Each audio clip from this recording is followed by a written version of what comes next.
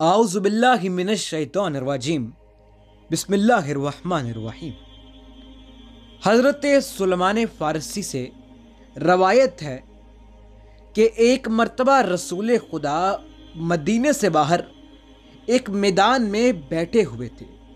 آپ کے پاس آپ کے اصحاب بھی بیٹھے ہوئے تھے اور آپ ان سے گفتگو کرنے میں مصروف تھے کہ اچانک ہم نے دیکھا کہ ایک بگولا بلند ہوا جس سے کافی غبار پھیلا، اور وہ بگولا قریب ہوتے ہوتے رسول خدا کے سامنے آ کر رک گیا۔ پھر اس میں سے ایک آواز بلند ہوئی اور سب سے پہلے اس نے رسول خدا کو سلام کیا۔ پھر اس بگولے میں سے ایک آواز بلند ہوئی اور آواز یہ تھی، یا رسول اللہ، میں اپنی قوم کی طرف سے آپ کے پاس قاصد بن کر آیا ہوں۔ آپ سے ہم یہ درخواست کرتے ہیں کہ آپ ہمارے ساتھ کسی مرد کو روانہ کریں جو کہ ہمارے اور ہماری قوم کے درمیان حق و صداقت کا فیصلہ کرے، اور آپ مجھ سے یہ پختہ عہد بھی لے لیں کہ میں اسے کل صبح کے وقت آپ کی خدمت میں پہنچا دوں گا۔ ہاں، البتہ اگر میں مر گیا یا اللہ تعالیٰ کی طرف سے میرے ساتھ کوئی حادثہ پیش آ گیا تو پھر میری وہ مجبوری ہوگی۔ اب رسول خدا نے فرمایا، تم ہو کون اور تمہارا تعلق کس قبیلے سے ہے؟ اس بگولے میں سے یہ آواز آئی، یا رسول اللہ، میں اطرفہ ہوں اور میرے باپ کا نام شمراخ ہے اور میرا تعلق قوم جنات کے قبیلے بنی نجاح سے ہے۔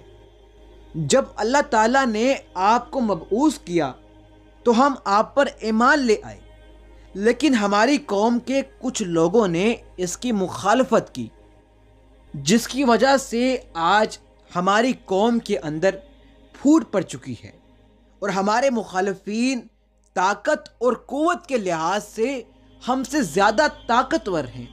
انہوں نے ہمارے پانی کے چشموں اور چراگاہوں پر قبضہ کر لیا ہے، اور وہ ہمیں اور ہمارے مویشیوں کو ستاتے ہیں۔ آپ ہمارے ساتھ کسی ایسے شخص کو روانہ کریں جو ہمارے اور ہمارے مخالفین کے درمیان حق و صداقت کے مطابق فیصلہ کرے۔ رسول خدا نے فرمایا، تم ہمیں اپنی شکل و صورت دکھاؤ۔ حضرت سلیمان کہتے ہیں کہ اس نے اپنی شکل و صورت دکھائی۔ اس کے پورے بدن پر بال ہی بال تھے۔ اس کی آنکھیں بڑی لیکن سیدھی تھیں۔ اس کی آنکھیں پورے سر تک پھیلی ہوئی تھیں اور اس کے دانت کسی درندے کی طرح تھے۔ اس کے بعد رسول مقبول نے اس سے پختہ وعدہ لیا کہ وہ جس فرد کو بھی یہاں سے لے جائے گا اسے صحیح و سلامت واپس پہنچائے گا۔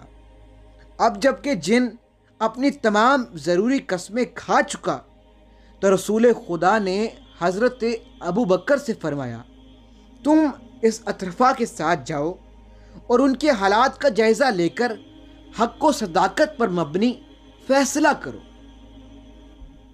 اب حضرت ابو بکر نے کہا، یا رسول اللہ، یہ تو بتائیں کہ یہ لوگ رہتے کہاں ہیں؟ آپ نے فرمایا، یہ زمین کے نیچے رہتے ہیں۔ اب حضرت نے فرمایا، یا رسول اللہ، میں بھلا زمین کے نیچے کس طرح جاؤں گا، اور میں تو ان کی زبان بھی نہیں جانتا، اس لیے میں ان کے درمیان فیصلہ کیسے کروں گا؟ اب رسول خدا نے حضرت عمر کو جاننے کے لیے کہا، لیکن حضرت عمر نے بھی حضرت ابو بکر جیسا جواب دے دیا۔ اس کے بعد رسول خدا نے حضرت عثمان کو کہا کہ آپ جائیں اور ان کے درمیان حق و صداقت پر مبنی فیصلہ کریں۔ حضرت عثمان نے بھی وہی جواب دیا جو ان سے پہلے ان کے دو ساتھی دے چکے تھے۔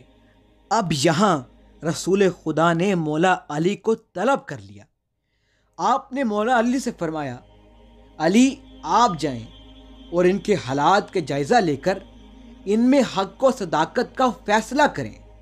مولا علی نے تلوار اٹھائی اور آپ اطرفہ یعنی اس جن کے ساتھ چل پڑے۔ سلمان کا بیان ہے کہ کچھ دیر تک میں ان دونوں کے پیچھے چلتا رہا، لیکن مولا علی نے مجھ سے فرمایا، سلمان، خدا آپ کو جزائے خیر عطا فرمائے، اب آپ واپس لوٹ جائیں۔ اب میں وہاں رک گیا اور انہیں جاتے ہوئے دیکھنے لگا۔ پھر میں نے یہ منظر دیکھا کہ زمین پھٹ گئی اور وہ دونوں اس میں داخل ہو گئے۔ اب رات گزر گئی۔ رسول خدا نے لوگوں کو فجر کی نماز پڑھائی۔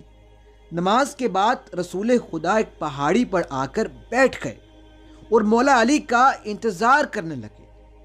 آپ کے اصحاب بھی آپ کے گرد جمع ہو گئے، لیکن مولا علی نہ آئے، یہاں تک کہ سورج ڈھل گیا اور لوگوں نے کہنا شروع کر دیا کہ اچھا ہوا جن بہانہ بنا کر علی کو یہاں سے لے گیا اور ابو طراب سے ہماری جان چھوٹ گئی، اور یہ جو ہر وقت علی پر فخر کرتے تھے ان کا فخر بھی ختم ہو گیا۔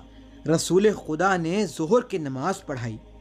نماز کے بعد آپ پھر علی کے انتظار میں بیٹھ گئے یہاں تک کہ نماز عصر کا وقت ہو گیا، لیکن مولا علی نہ واپس آئے۔ رسول خدا اب مولا علی کے نہ آنے سے پریشان سا ہونے لگے، یہاں تک کہ سورج بھی ڈوبنے کو قریب آ چکا تھا۔ لیکن رسول خدا جہاں بیٹھے تھے وہاں قریب سے ہی زمین شک ہوئی۔ مولا علی برآمد ہوئے اور آپ کی تلوار سے خون کے قطرے ٹپک رہے تھے۔ مولا علی کے ہمراہ وہ جن جس کا نام اطرفہ تھا وہ بھی تھا۔